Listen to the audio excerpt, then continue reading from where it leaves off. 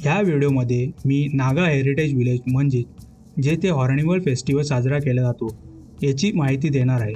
नागालँडमधील Naga heritage village हे Kisama heritage village म्हणूनही ओळखले जाते। पारंपरिक नागा गावे आणि आदिवासींचे जीवनमान आणि मूल्य यांचे अनुकरण करण्यासाठी सरकारने हे गाव बांधले आहे। किसामा हे राष्ट्रीय महामार्ग क्रमांक 39 वर कोहिमापासून 12 किलोमीटर अंतरावर आहे। नागा हेरिटेज गाव आपल्या परंपरा आणि सांस्कृतिक उपक्रमांनी समृद्ध आहे। मुख्य पर्यटन आकर्षणापैकी एक असल्याने गावात वर्षभर शेकडो पर्यटक येतात। दरवर्षी डिसेंबरमध्ये हे गाव ईशान्य भारतातील सर्वात मोठा सण म्हणजेच हॉर्निवल फेस्टिवल साजरा करते। आज हॉर्निवल फेस्टिवल हा भारतातील प्रसिद्ध होणाऱ्या सणांपैकी एक आहे आणि तो परदेशी तसेच भारतीय पर्यटकांना आकर्षित करतो। दुसरे महायुद्ध हे नागालँडमधील कोहिमा या शहरात सुद्धा झाले होते। त्याला बॅटल ऑफ कोहिमा असे म्हटले जाते। त्या युद्धात वापरण्यात आलेल्या वस्तूंचे येथे एक संग्रहालय बांधण्यात आले आहे। कचारी ही नागालँडच्या जमातीपैकी एक आहे। हे ईशान्य भारतात राहणाऱ्या सर्वात जुन्या लोकांपैकी एक समजले जातात। कचारी जमात हे बुशू हा सण साजरा करतात, जो मुळात शेतातील पीक काढणीनंतरचा सण आहे आणि साधारणपणे जानेवारी महिन्यादरम्यान हा सण साजरा केला जातो। सुमी नागा, ज्यांना सेमा नागा असेही म्हणतात, हा नागालँडमधील एक प्रमुख नागा वंशिक गट आहे।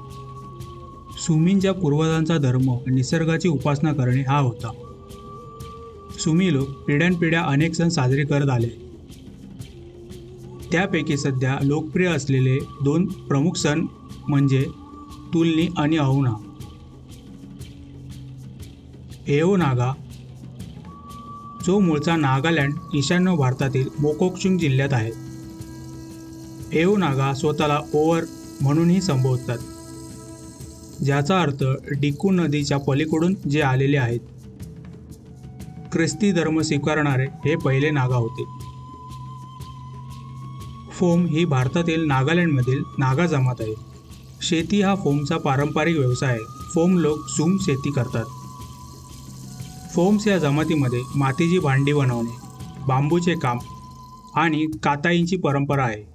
फोम्समध्ये 4 प्रमुख सण आहेत। त्यापैकी सर्वात महत्त्वाचा म्हणजे मोन्यू आणि इतर सण म्हणजेच मोहा, बोंगवम आणि पांगोमो हे आहेत।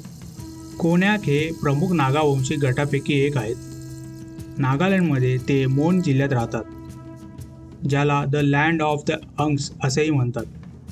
अंग्स आणि वॉंग्स हे कोन्याक जमातीचे पारंपरिक प्रमुख आहेत, ज्यांचा ते उच्च सन्मान करतात। कोन्याक हे बंदूक बनवणे, लोखंडी कास्टिंग, पितळेचे काम तसेच गनपावडर बनवणे आणि लाकडी शिल्पे बनवण्यासाठी माहीर आहेत। नागालँडमधील योद्धा जमातीपैकी एक म्हणून ओळखले जाणारे कोन्याक हे 1980 दशकाच्या उत्तरार्धात हेड हंटिंगची प्रथा सोडणारे शेवटचे नागा होते। खिमनुगन आदिवासी हे पारंपरिकपणे झूम शेती करतात, म्हणजेच कापणी आणि जाळणीची शेती। हे पेरणीच्या वेळी मिऊ हा सण साजरा करतात। एका प्रचलित दंतकथेनुसार खिमनी युगन म्हणजे महान पाण्याचा स्रोत, ते ठिकाण जिथून खिमनी युगांच्या सुरुवातीच्या पूर्वजांची उत्पत्ती झाली असे म्हटले जाते। इमखिउंग ही नागा जमात आहे। इमखिउंग शब्दाचा अर्थ जे त्याच्या पसंतीच्या ठिकाणी पोहोचले आहेत असा होतो। त्यांचे शेतीबद्दलचे प्रेम आणि उत्कटेच्या रूपात सांस्कृतिक अस्मितेशी असलेले घट्ट नाते हे कलाकुसरीला वाहिलेल्या गाण्यांच्या स्रोतातून आणि तालांमधून दिसून येते। इमखिउंग्सच्या वाद्यांमध्ये साधे लॉंग ड्रम, ट्रम्पेट आणि बासरी यांचा समावेश असतो। संगतम हे भारतातील नागालँडमधील किफेरे जिल्ह्यातील मूळ नागा वंशिक गटापैकी एक आहेत। ईशान्य भारतातील इतर अनेक वंशिक गटाप्रमाणे हे झूम किंवा स्थलांतरित शेती करतात।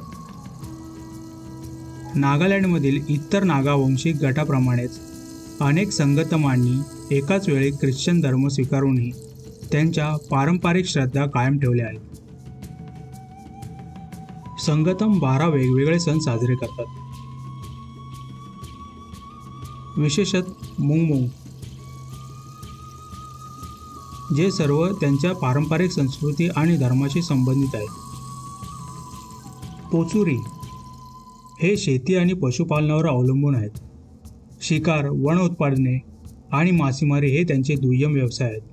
येमशी हा सर्व पोचुरी समुदायाद्वारे साजरा केला जाणारा वार्षिक पारंपरिक सण आहे.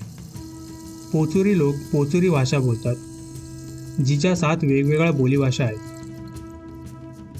पोचुरी भाषा ही नागालँड सरकारद्वारे मान्यताप्राप्त अधिकृत भाषा आहे. अंगामी हा ईशान्य भारतातील नागालँड राज्यातील मूळ नागा वांशिक गट आहे. अंगामी नागा हे डोंगराळ भागात राहणारे लोक आहेत, जे मुळात शेती आणि पशुपालन यावर अवलंबून आहेत.